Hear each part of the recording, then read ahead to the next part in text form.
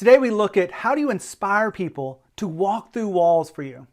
As a leader, you probably think about how do you engage people to buy into the vision, to get their work done, take real ownership of the client experience, and all of the things that are necessary to keep this business driving forward. I work with a lot of fast growth founders, CEOs, many of them on the Inc. 5000. You don't have to be on the Inc. 5000 to work with me, but what I learned from these individual leaders is that they understand how to inspire people to walk through walls for them. It comes down to a couple of different things that you want to make sure that you're doing really well.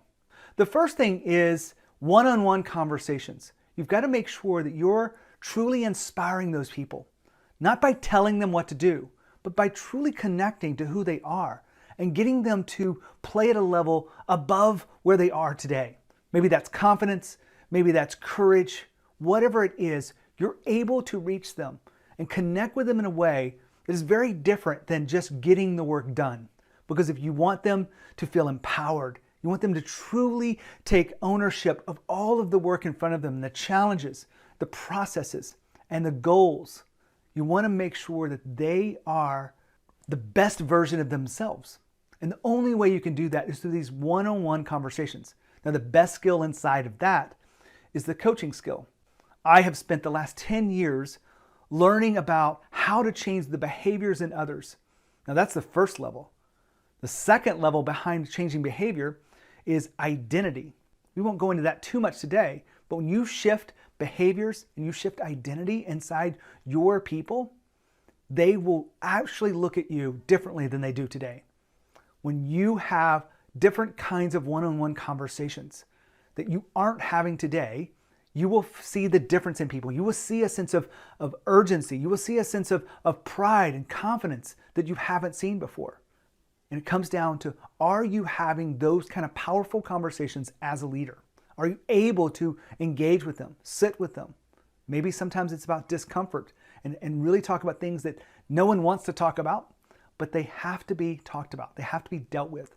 Many leaders avoid these difficult conversations, and so they're not having those powerful one-on-ones because they're not quite sure what to do. It's very easy to talk about the work, to talk about the milestones, to talk about the KPIs, to talk about what's next, but it's hard to talk about the person, and that's what's necessary if you want to inspire people to walk through walls. The second component to this is creating a culture where people feel like they are contributing to something bigger than who they are. That culture is a powerful force inside the business, unlike anything else. And if you aren't the leader who's creating a culture and shaping that the way you need to, you'll never have people that are inspired enough to walk through walls. It just won't happen. So I share all this with you because I know that leaders like yourself want to play at a higher level. They want to be more effective. They want to be the leader that their team deserves, but they're not quite sure what to do next. Sometimes it's blind spots that are in your way. Sometimes it's something you already know, but you're not working on it. You're avoiding it. And that's just a shame. I'm here to call you to the mat, if you will, to really help you become the best leader you can be, to be something that your team deserves, to create a space of leadership inside your organization that will allow you to move forward through all the challenges in front of you. You don't talk about the negative outcomes of working hybrid or working remotely. You are overcoming all these things because you are the intentional leader that you know your team deserves.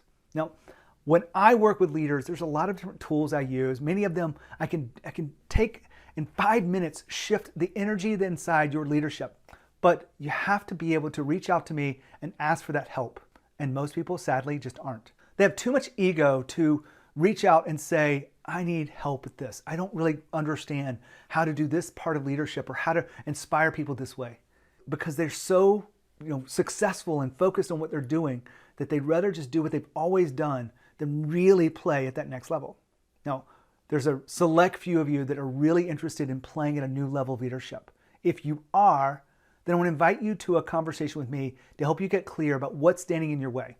Because when you identify the problems that are in your way, you have a much better chance of creating a solution to get there.